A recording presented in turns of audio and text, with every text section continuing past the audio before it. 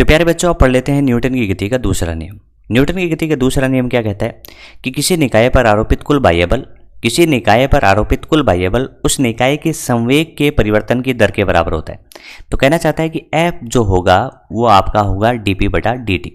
F क्या होगा? dp बटा dt। वेक्टर रूप में लिखें तो ऐसे लिख सकते हैं। तो इसको क्या पढ़ेंगे कि संवेग में परिवर्तन की दर बल के बराबर होता है। यही न्यूटन का दूसरा नियम कहता है। और जो संवेग है वो संवेग कैसी है? सदिश राशि है। लेकिन अपन कह सकते हैं यहाँ dp है। dp का मतलब होगा संवेग में परिवर्तन। संवेग में परिवर्तन की जो दिशा होगी वही आपके बल की दिशा होगी। तो ये बात भी आपको समझ में आ गया कि अपन ने पहले क्या देखा था? वेग की दिशा अपन ने देख ली। वेग के बाद अपन ने कहा कि संवेग की दिशा वेग के अनुदिश होती है। फिर अपन ने कहा कि संवेग में परिवर्तन की जो दिशा होगी वही बल के अनुदिश होगी। तो इस तरीके से अपन ने मान भी निकाल लिया और इसकी दिशा भी पता कर ली। तो दूसरे नियम से अपन बल का मान भी निकाल सकते हैं और उसकी दिशा भी निकाल सकते हैं। अब देखो, इस P का मान क्या रख सकते हैं? P जानते हैं, अभी पढ़ के आए थे mv। तो इस सूत्र को अपन आगे लेके जाएं तो इस तरीके से भी लिख सकते हैं, किसकी जगह mv वेक्टर। अब यहाँ पे देखो, यदि m को नियत माने तो बाहर ले आए, लेकिन अपन कह रहे हैं कि m को अपन क्या मान लेते हैं? वेरिएबल। v को भी मान लेते हैं वेरिएबल। बोला m वेरिएबल हो सकता है क्या? हो सकता है, आगे मैं आपको समझा दूं। अभी आप ऐसा माने कि m भी वेरिएबल माने और v भी वेरिएबल माने, तो कौन सा नियम लगेगा? प्रोडक्ट यानी गुणन नियम। तो इसके अंदर क्या होता है कि पहले को, जैसे पहला है उसको एज इट इज रख दो, दूसरे का क्या कर दो? अवकलन कर दो। कर दिया ऐसे। प्लस में आप कह सकते हैं जिसका अवकलन कर दिया उसको एज इट इज रख दो, जिसका नहीं करा उसका अवकलन कर दो। तो क्या इस तरीके से बल आ गया? तो F बराबर dp बटा dt, ये न्यूटन का दूसरा नियम था। और इसी F को अपन ऐसे भी लिख सकते हैं कि m dv बाई dt और v dm बाई dt। तो इस तरीके से ये कंप्लीट स्टेटमेंट हो गया। कई बार एवरेज, F एवरेज भी लिखना पड़ जाता है, तो F एवरेज भी आप इस तरीके से लिख सकते हो। कैसे? डेल्टा p बटा डेल्टा t। और डेल्टा p बटा डेल्टा t को आगे और लिख सकते हो m डेल्टा v बटा डेल्टा t। और इसको भी आगे लिखना चाहो तो m v final minus v initial बटा में डेल्टा t, ऐसे लिख सकते हैं। ये आपका हो गया एवरेज का। तो इस तरीके से औसत का सूत्र यह हो गया और ताक्षणिक का यह हो गया। अब इसको आगे और पढ़ते हैं कि आगे क्या होगा। यदि m नियत हो जाए, ज़्यादातर केस यही आता है, यदि m नियत होगा तो dm बटा dt क्या होगा? 0। तो F बराबर m dm बाई dt और F बराबर m है। ये फॉर्मूला अपन अच्छे से जानते हैं। तो F बराबर m में अपना सूत्र आया। अब एक बात बताइए, न्यूटन के दूसरे नियम के अनुसार F बराबर m में है या F बराबर dp बाई dt? तो आपका आंसर होगा उसके अनुसार तो F बराबर dp बाई dt है, वही सही है। ये बात आपको समझ में आई। इसी तरीके से यदि v नियत कर दें, v क्या कर दें? नियत कर दें। यदि v तो नियत है लेकिन द्रव्यमान बदल रहा है, किस तरीके से बदल सकता है? मान लीजिए कोई गाड़ी चल रही है, उस गाड़ी में अपन मिट्टी गिरा रहे हैं, किसी से भी गिरा सकते हैं, जैसे भी से गिरा सकते हैं, मिट्टी गिरा रहे हैं। तो इसकी वजह से उस गाड़ी का द्रव्यमान क्या हो रहा है? बढ़ता जा रहा है। और उस ट्रक को या गाड़ी को अपन नियत चाल से या नियत वेग से चला सकते हैं ना। तो वो केस अपना यहाँ पे कि v क्या है? नियत है। तो dv बटा dt क्या हो गया? 0। तो उस केस में F बराबर v dm बाई dt है। F बराबर क्या है? v dm बाई dt है। इसके एग्जाम्पल होते हैं संवाहक पट्टा। कौन सा पट्टा? जिसपे अपन क्या करते हैं कि जैसे सामान एक जगह से दूसरी जगह ले जाना हो, जैसे एयरपोर्ट पे होता है या फिर रेलवे स्टेशन पे भी अपन देखते हैं कि बैग को रख दिया, बैग अपने आप ही जा रहा है। संवाहक पट्टा की तरह ही अपन कह सकते हैं जो चलने वाली सीढ़ियाँ होती हैं, उस चलने वाली सीढ़ियों में नीचे पट्टा चलता है, उसके अपन ऊपर जाके खड़े होंगे तो वो पट्टा चलेगा। क्या उस पट्टे की चाल घटती बढ़ती रहती है? तो आप कहेंगे उसकी नियत रहती है। तो यही वो एग्जाम्पल है जो अपने को पढ़ना है। रॉकेट प्रणोदन के केस में भी अपन कह रहे हैं कि उसके केस में भी द्रव्यमान में क्या आता रहता है? बदलाव आता रहता है।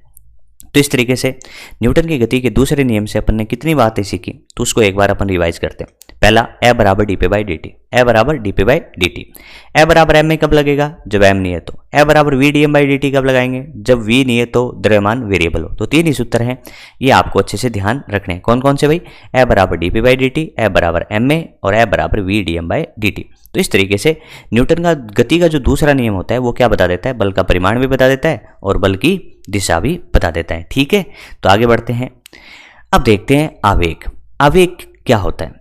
तो आवेग क्या होता है इसको परिभाषित करते हैं। तो कह रहा है कि एक बड़ा बल बहुत कम समय के लिए किसी वस्तु पर आरोपित किया जाता है। ये इसकी परिभाषा है कि बल का परिमाण ज़्यादा होगा और समय बहुत ही कम होगा।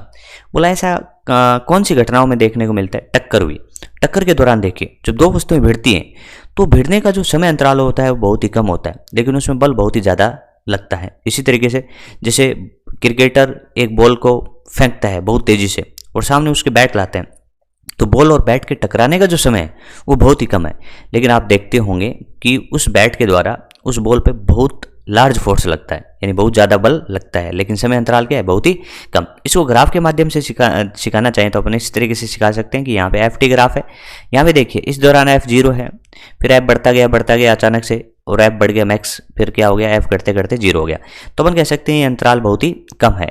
तो अपन कह सकते हैं कि कम अंतराल के लिए बहुत बड़ा बल लगता है, तो उस घटना को आवेग कहते हैं। आवेग की घटना है जैसे ठोकर मारना, किक करना, कैच पकड़ना, कूदना, गोता लगाना और टकराना यानी टक्कर होना, ये सारी की सारी घटनाएं आवेग की घटनाएं हैं। आवेग की घटनाओं की पहचान कैसे होगी, आवेग की घटना की पहचान करनी है तो बल ज़्यादा होगा, समय अंतराल कम होगा। ठीक है, इसके अंदर ये भी लिखा है कि आवेगीय बल नियत नहीं रहता, ये पहले शून्य से अधिकतम, ये सही बात है, शून्य से अधिकतम फिर अधिकतम से शून्य हो जाता है, और इस स्थिति में हम संपूर्ण बल के प्रभाव की गणना करते हैं, यानी बल का मान कितना हुआ। ठीक है, ये हो गया आवेग। तो आवेग की पहली पहचान कि बल तो बहुत ज़्यादा होगा लेकिन समय अंतराल बहुत ही कम होगा। अब आ जाते हैं इनके सूत्र यानी फॉर्मूलों पे कि फॉर्मूले क्या होंगे आवेग के। तो आवेग का सिंबल होता है कैपिटल आई, आवेग का सिंबल होता है कैपिटल आई। और यदि परिवर्ती बल है, परिवर्ती बल T1 समय से T2 समय तक लगता है जिस तरीके से ये है, तो कुल आवेग समाकलन विधि से ज्ञात किया जाएगा, क्योंकि अपन जानते हैं कि इसका फॉर्मूला ऐसे रहेगा, आई बराबर में, देखिए आई बराबर में इंटीग्रेशन T1 से T2 एफ डी टी, और इसको अपन सोल्व करें क्योंकि एफ बराबर अभी पड़ गया है कि क्या होता है dp बटा dt, एफ बराबर क्या होता है dp बटा dt। तो क्या इसको dp को ऐसे लिखा जाता है, dp बराबर में एफ dt लिख सकते हैं ऐसे। अब दोनों साइड क्या कर सकते हैं अपन, इंटीग्रेशन भी कर सकते हैं, तो dp का क्या होगा डेल्टा p वेक्टर, और यहाँ पे कह सकते हैं कि इंटीग्रेशन एफ dt। तो इस तरीके से यदि बल क्या हो, वेरिएबल हो, तो उस केस में आवेग का सूत्र अपन लगाएंगे आई बराबर में आई एक वेक्टर है, बराबर में डेल्टा p वेक्टर, बराबर में लिख सकते हैं इंटीग्रेशन एफ डी टी। इसको अपन ऐसे भी पढ़ सकते हैं कि एफ टी वक्र का क्षेत्रफल, जिसको अपन आगे पढ़ेंगे। तो अपन कह सकते हैं कि यहाँ पे जो आवेग आया है ना, वो किस में है, संवेग में परिवर्तन के बराबर है। आवेग किसके बराबर, संवेग में परिवर्तन के बराबर। चलिए आगे बढ़ते हैं। देखिए बल नियत हो तो फॉर्मूला काफ़ी आसान रहेगा। आई बराबर में क्या रहेगा, देखो आई वेक्टर बराबर में डेल्टा पी वेक्टर, बराबर में लिख सकते हैं एफ डेल्टा टी। तो इस तरीके से एफ डेल्टा टी, तो ये फॉर्मूला रहेगा तब जब बल नियत होगा।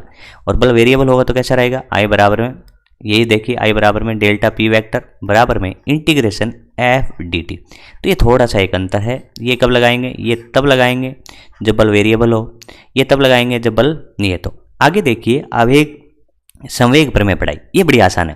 कह रहा है कि किसी वस्तु पर आरोपित बल का आवेग वस्तु के संवेग में परिवर्तन के बराबर होता है। इस चीज़ को याद रखिए, काफ़ी इंपॉर्टेंट है कि किसी वस्तु पर आरोपित बल का आवेग उस वस्तु के संवेग में परिवर्तन के बराबर है। तो इस तरीके से अपन यहाँ पे एक पॉइंट समझ गए कि भाई आवेग कैसी राशि, तो आप कहोगे आवेग एक सदिश राशि, आवेग एक कैसी राशि, सदिश राशि। बोला इसकी दिशा किसके अनुदिश, तो इसकी दिशा जो होगी ना भाई, वो दिशा किसके अनुदिश होगी, संवेग में परिवर्तन के दिशा के अनुदिश। तो आवेग एक सदिश राशि है जिसकी दिशा संवेग में परिवर्तन के दिशा के अनुदिश होगी। और आवेग के दो फॉर्मूले अपन ने देखे, बल नियत हो तो एफ डेल्टा टी, और वेरिएबल हो तो इंटीग्रेशन एफ डी टी। तो इस तरीके से आसानी से कर लेंगे, न्यूमेरिकल अपन आगे करेंगे। ठीक है, थोड़ा सा अपन आगे बढ़ते हैं। अब देखिए ग्राफ से क्वेश्चन कैसे किया जाए, तो अपन ने एक सूत्र पढ़ा कि एफ बराबर में D P by D T. F बराबर में क्या होता है, D P by D T. अपन जानते हैं कि D P by D T का मतलब क्या होता है, पी टी ग्राफ का ढाल, पीटी ग्राफ का ढाल। तो अपन कह सकते हैं यदि पीटी ग्राफ दिया गया है तो पीटी ग्राफ का ढाल ही बल का मान होगा। तो एफ बराबर डीपी बाई डी ढाल और टेन थीटा। तो ये सारी चीज़ें अपने को आती है कि पीटी ग्राफ का ढाल बल का मान देगा, पीटी ग्राफ का ढाल बल का मान देगा। इसी तरीके से अपन इसको क्या करें, जैसे एफ बराबर अपने को दे दिया डीपी बटा डी टी, एफ बराबर क्या दे दिया डीपी बटा डी टी। क्या इसको आप ऐसे भी लिख सकते थे, डीपी बराबर में एफ डी टी, और अब क्या कर देते हैं दोनों साइड समाकलन करेंगे तो डेल्टा पी और इसको क्या पढ़ेंगे, इसको पढ़ेंगे एफ टी वक्र के द्वारा घेरा गया क्षेत्रफल। एफ टी वक्र तथा टी एक्स के मध्य का क्षेत्रफल, एफ टी वक्र तथा टी एक्स के मध्य का क्षेत्रफल, इसको ऐसे ही पढ़ेंगे ना, मध्य का क्षेत्रफल। तो ये हो गया आपका इस तरीके से। तो इसको कैसे पढ़ेंगे, यदि एफ टी वक्र दे दे तो एफ टी वक्र का जो क्षेत्रफल होगा वो संवेग में परिवर्तन देगा, लेकिन कंडीशन ये है कि ऊपर वाला एरिया पॉजिटिव तो नीचे वाला एरिया नेगेटिव, यानी साइन के साथ लेंगे। तो आई बराबर में आई लिखो चाहे डेल्टा भी लिखो, इंटीग्रेशन एफ डी टी और वक्र से घिरा क्षेत्रफल। तो इस तरीके से ग्राफ के क्वेश्चन भी हो गए।